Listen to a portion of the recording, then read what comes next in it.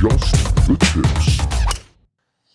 All right, everybody, Adam and Mike here with Just the Tips, podcast number 63, live from Orlando, Florida. Yeah, here we are at the Airbnb. We had an awesome week.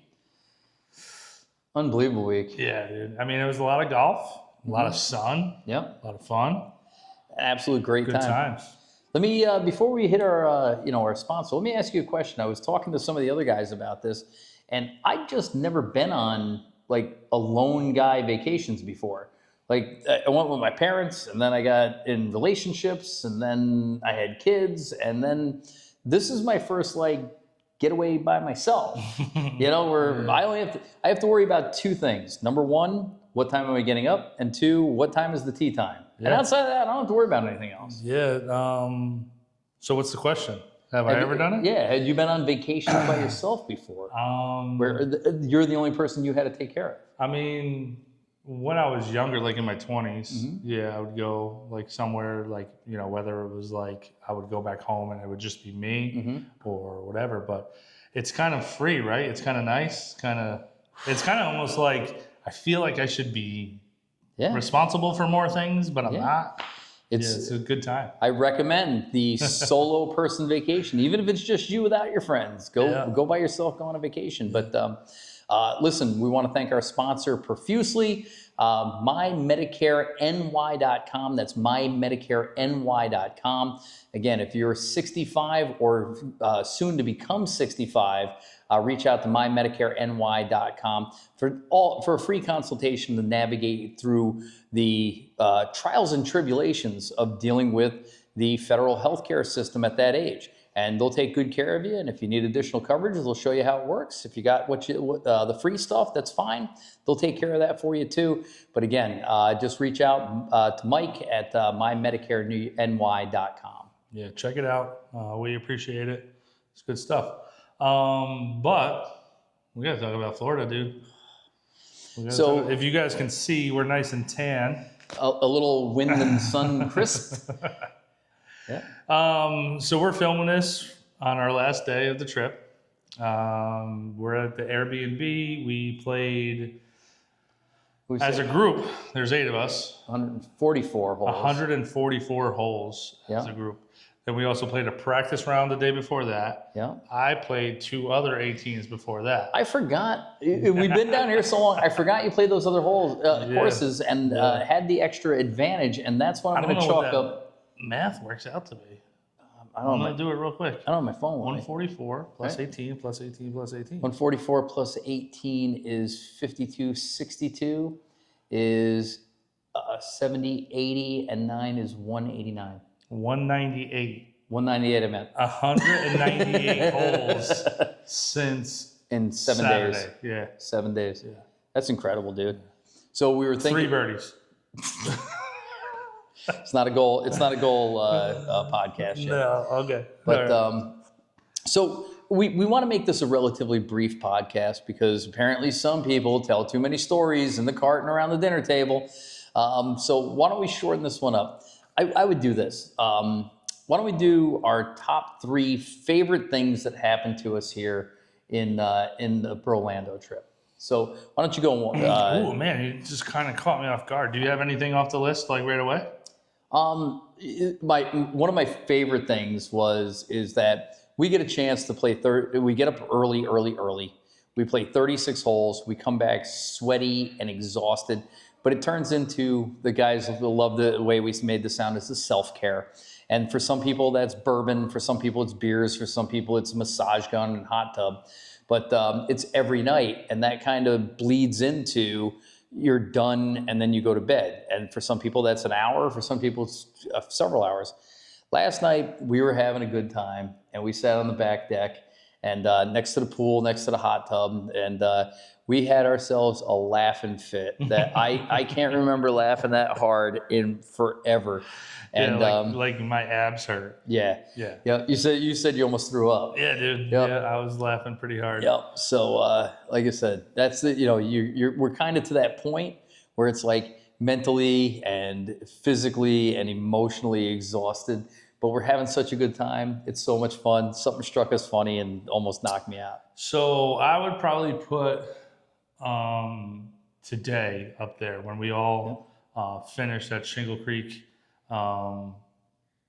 We took we all took a group photo. We had the flag and everything like that. I like when we all take time away from hitting on the range, putting on the green, going to the first tee, and we all kind of just hang for like whatever it is, 5 minutes, 10 minutes. And everybody together. Nobody's got their own agendas. We're not cool. I'll tell you what, that picture turned out spectacular, as it does. Yeah, I think that's awesome. Yeah, it'll be good. Yeah. What else you got? I loved, for obvious reasons, our fancy dinner that we went to. Yeah. We went to so last year we cooked 100% for ourselves. And we're so lucky to have the commissioner, who was also like a gourmet chef on top of everything else. Happy to, and cooks unbelievable food the whole time we're here. But some of the guys last year said, one night we should just go out. We should take the burden off. We should go out and have a really nice dinner. And we went to the finest steak. Go ahead and tell them you didn't think it was a fancy steakhouse because it was in the country club. Well, I mean, it literally at lunchtime we were sitting and having beers like on the other side of that table. Yeah. So I wouldn't really call it fancy because I mean, you got sweaty golfers coming in the side door and we're all sitting there. You got a suit on. Fancy. Well, so there's 7 of us. The menu was fancy. And we got an email that said, hey, we're going to go out to this nice steakhouse. And I go, oh, good. Everybody was kind of back and forth. You're going to get changed, you're not going to get changed. They said there's showers, there's locker rooms. So I packed a shirt and a suit and a watch. And I didn't have any shoes, so I just wore my golf shoes. But I thought it was a dress-up thing. You did? Yeah. Where did you get that concept from? We were going out to dinner. There was a place to get changed. It was supposed to be a nice steakhouse. I put a suit and a nice shirt on. Nobody else did. Everybody else just No. I mean, so I brought a separate change of clothes, but it was a polo shirt and shorts. I don't care. Nobody else wore a suit. Nobody had a suit on in that entire place. So while a little overdressed, felt very comfortable. I felt like I was in my own environment. I loved the dinner that we had on Wednesday. Oh my God. You are, when you came out in that suit, we were all just like, dude, what are you doing? What are you doing?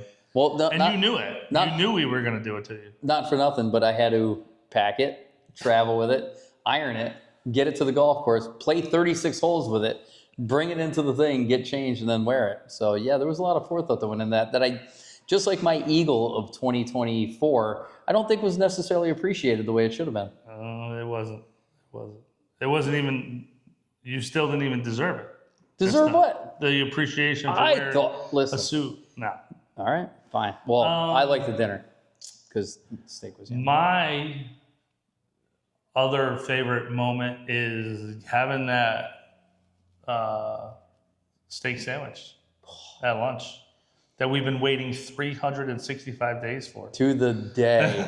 That was an incredible steak sandwich. Yeah. Totally worth it. I mean, it's, I probably hyped it up a little bit in my mind over the last 365 days, but it's still. I don't think so. I don't think I could over exaggerate how good that steak sandwich is. Get the steak sandwich at Shingle Creek for lunch on their lunch menu. It's the French dip. You got the gravy and dip. Oh, so good, so good. That was my number 2. So like I said, we kind of sprung this on us, but I would say my number one favorite thing about this whole thing is the car rides to and from the courses. I love playing the golf and I love the interactions, but there's something about you get up early, everybody's rushing around, you jump in the car. And for me, we had 3 cars down here. I didn't know who I was riding with. I would just want to be whoever was leaving first, or depending on what I was doing, sometimes who's the last guy so I can jump in the car. But, it's 15, 20 minutes to the course. Tonight, it was an hour back with traffic. Yeah, dude. But that was 8 different rides, different groups of guys. And it was just fun talking about the anticipation of the day, getting to know the guys really, really deeply about their families and stuff. And it's funny because when we're on the golf course, I don't know, we talk, Yeah, we don't talk going in deep. we don't talk deep like that. But when you're stuck in traffic with Gary Boyce for an hour, I found out all about his family. He's got a lovely family. They're worth knowing, you know. Yeah. So, and the same thing with many of the It's guys. just so here, he has more stories to tell. That's why you like this. I got plenty of stories. Yeah. Yeah. My number number one had to be this morning's round. Round number 7, back 9. Yeah. 37. Dude. Had a par putt on 18 to shoot an even 36, which would have been awesome. But left it on the low side, tap in, bogey for a 37. What'd you end up shooting for 18? That was 82. Yeah. So that I believe is the third person and fourth lowest round completely of entire BroLando, and the number 2 lowest 9.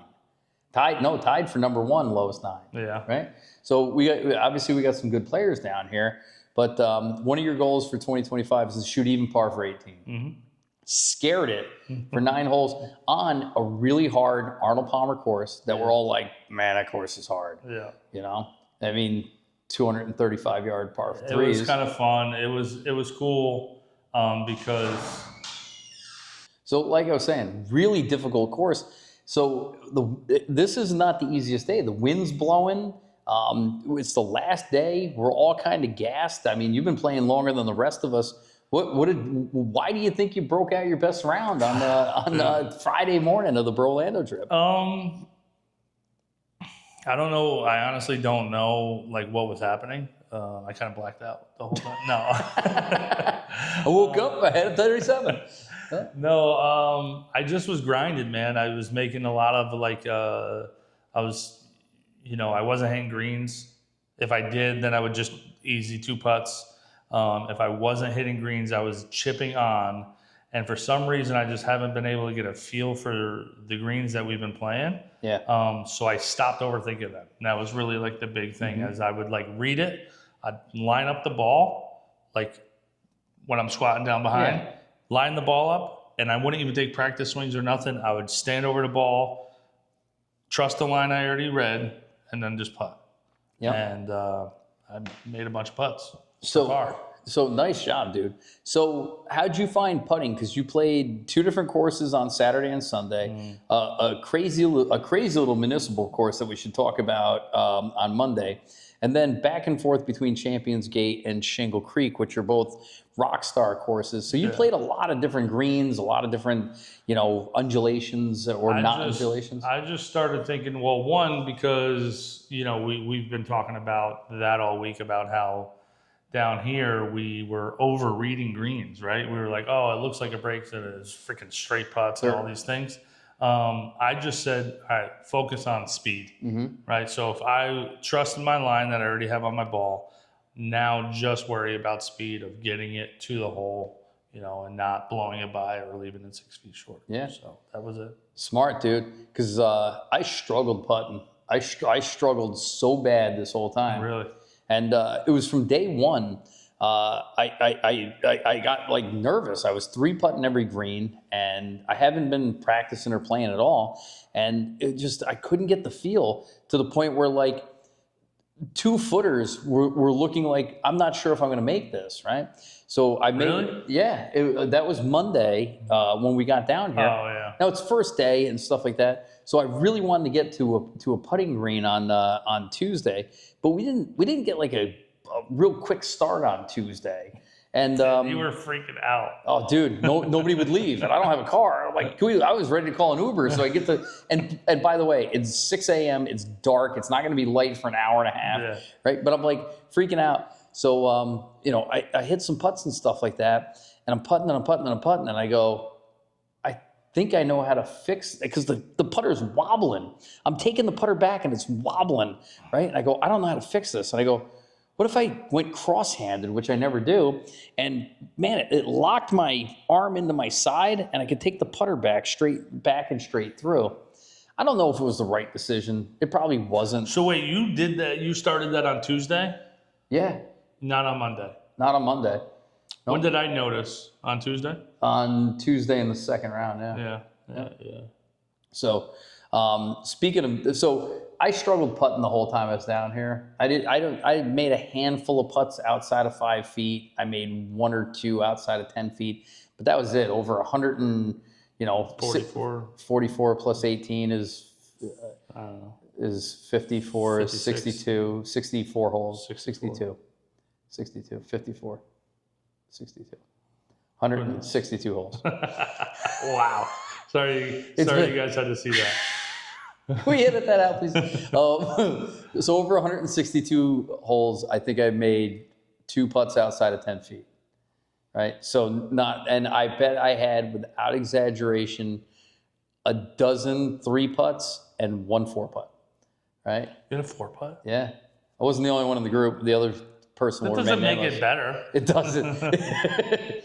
So like I said, so struggled putting, but you figured it out, and like I said, started. I just stopped overthinking it. That was it. I noticed that a lot of times, like that's what happens in this sport, is that you have so much time to think that it messes you up. Yeah, I've had months to think about what I was going to do down here. So if we could talk about one particular putt, though, what about the putt you made on 18 today? Or didn't make, but 2-putted on 18. So we pressed these guys to win the overall, and we pressed them for the overall, and I hit a shot that was pin high to the right about 30 feet, and it had a shelf in the middle of it, and the pin was at the bottom of the second shelf, and I just picked my line. I putted. My goal was to putt it just past the crest. Yeah. And I did perfectly. Dude, this thing was tracking. Yeah, it was. Tracking it. It went by, maybe 2 balls to the right. Yeah. But it nestled up maybe 2 feet long. Speed was perfect. And then I tapped it in for par. Yeah, that was a terrifying putt. If you didn't get the speed right. You were done. And what's funny is that, and maybe it's the Bermuda, maybe it's the greens, maybe it's the humidity, but I've had putts that I've putted down the hill just a little bit too much and they've rolled out 12 feet past. And then I've had putts I've rolled down the hill and they stop in the middle of the hill. And it's crazy. We had one guy today, had a steep downhill putt, and he just tapped it. It rolled and it rolled and it rolled, and it got right to the hole. And right before it fell into the hole, it backed up. I've never seen that before. So it felt a little bit like the putting gods were against us, but you putted good. The overall, though, how do you feel? And we've talked about this amongst ourselves, how emotionally draining playing 144 holes, bets and side matches and Stableford's and this and that going on and on and on.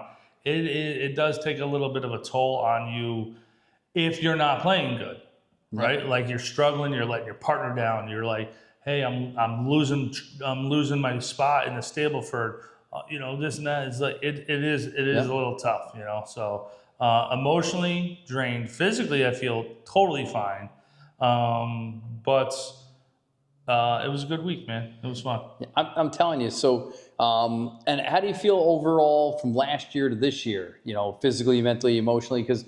Like I said, last year we didn't know what to expect. Yeah. This year we definitely knew what to expect. I think this year I cared more. I think I think when my handicap being lower, I needed to prove myself a little bit more, which just carries a little bit more responsibility, And I think this year it kind of emotionally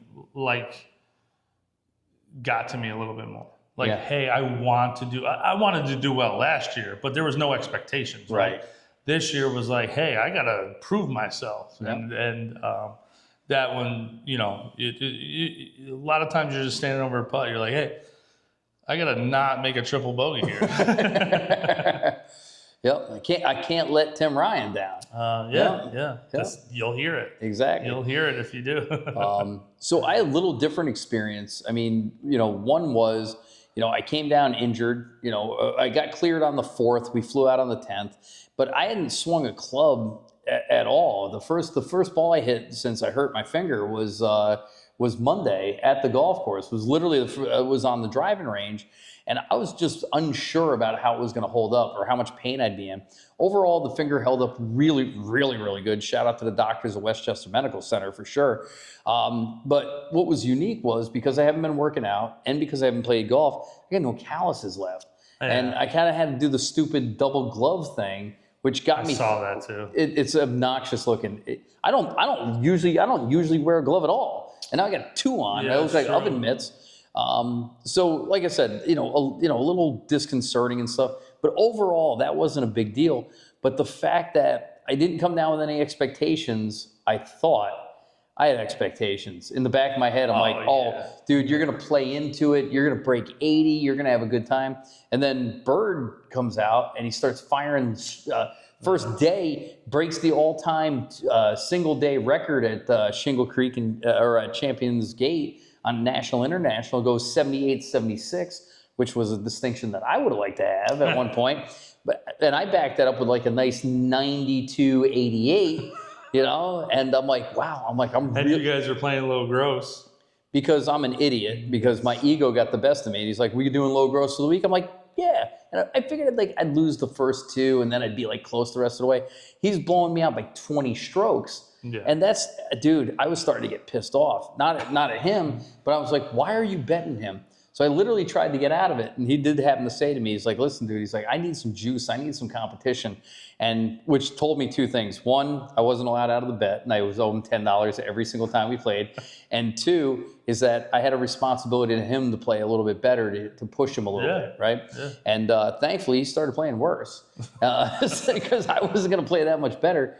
But overall, I hit so many good shots this week. Shots I'm proud of. Big drives, tight drives, good shots, great chips, no good putts.